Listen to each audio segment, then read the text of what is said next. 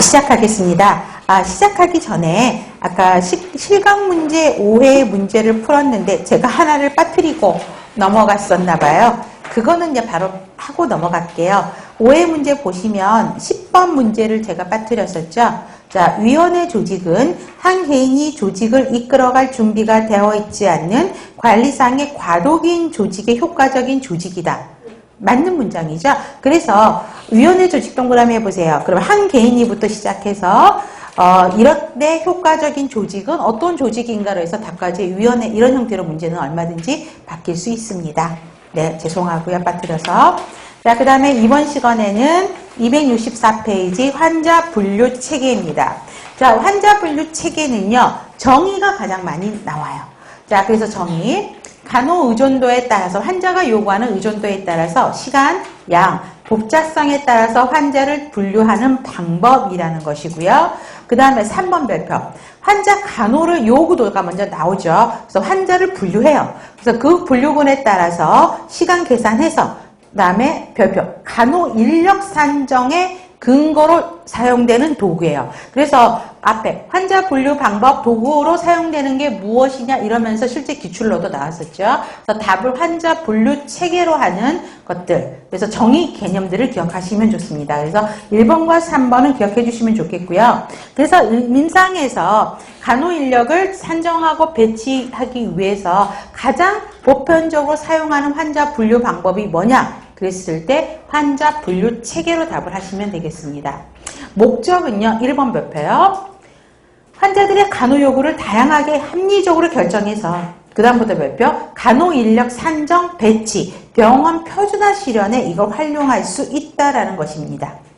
다음에 3번의 별표 환자 분류 체계 접근 방법. 네, 3번 별표라고 했더니 동그라미 3번으로 가신 분이 아니라 분류 체계 방법에 별표하세요. 두 가지가 있어요. 원형평가와 요인평가 체계. 그래서 얘네 두 개를 구별하는 문제들이 많아요. 머스트로 갑니다.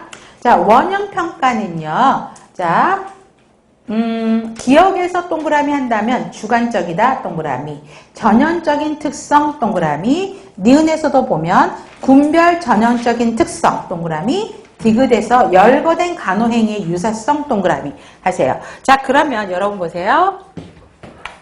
폐렴 환자와 천식 환자의 공통적인로 나타나는 증상은 뭐가 있을까요? 호흡곤란 증상이죠. 그쵸? 호흡곤란 증상 나오게 돼요. 그러면서 뭐 사이노시스도 나올 거고 체스트 인터코스탈 리스트렉션도 나올 거고 비익 확장이라고 하는 코 벌렁벌렁한 나잘 플레어링도 나올 거고 세츄레이션 떨어지고 뭐 기침 가래 객담 뭐 이런 가래 객담 같은 말이죠. 자, 그런 것도 나올 거고 그쵸? 막 이런 호흡곤란의 증상, 바이탈 흔들리고 이런 증상들이 비슷하게 나와요. 그럼 호흡곤란 증상이 나오면 대표적인 중재들이 뭐죠? 바이탈 사인하고 그 다음에 SpO2 모니터링하고 그 다음에 가습기 어플라이 해서 습도 제공하고 그 다음에 또 뭐 있죠? 자세, 포지션, 세미팔로우 포지션 하고 그 다음에 석션 하고 또 제가 한 개가 여기까지일까요? 그 다음에 체이베 하고 그 다음에 또 뭐가 있지? 흉부 물리요법 하고 그러면 여기는 어때요? 간호 중재는 거의 비슷하죠. 이게 간호행위죠. 간호행위의 유사성이에요. 그래서 이거를 같은 걸로 묶어버리는 거죠. 이게 지금 말하는 요인평가 체계, 원형평가 체계입니다. 그래서 주관적, 사람들마다 간호사마다 주관적으로 이걸 분류를 한다라는 것이죠. 그죠? 그래서 주관적이다. 그 다음에 그 질환에서 나오는 전형적인 특성을 중심으로 환자를 구분한다는 거죠. 그래서 기준을 정해서 범주를 나누는 것. 그 다음에 3, 4개군으로 나눈다는 거죠. 그 다음에 전형적인 특성, 열거된 간호행위의 유사성에 따라서 환자를 나누는 방법이에요.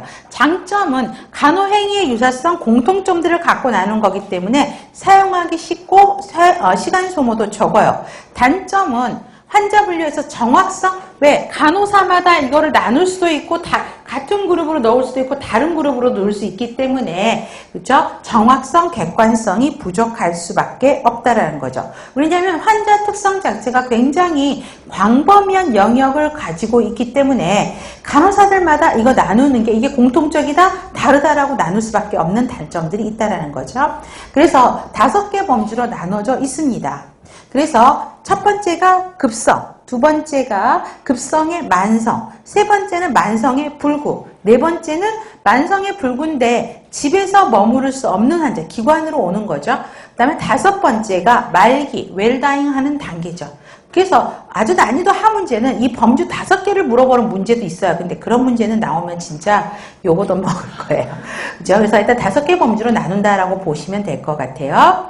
그 다음에 요인평가 체계. 자, 원인평가 체계가 주관적이다 그러면 요인은 객관적이에요. 그 다음에 특정 요소 동그라미, 질병의 위급 정도. 그 다음에 니은에 직접 간호 요구 기억하셔야 돼요. 그 대표적인 지표로 설정한 후 의존도를 점수화한다라는 것이죠. 자, 그러면 여러분들 뒷페이지에 봐보세요. 뒷페이지가 아니라 오른쪽 267페이지에 보면 의료기관 평가형 환자 분류 체계가 있어요. 이게 지금 말하는 요인평가 체계예요. 요소별로 나눠놨죠.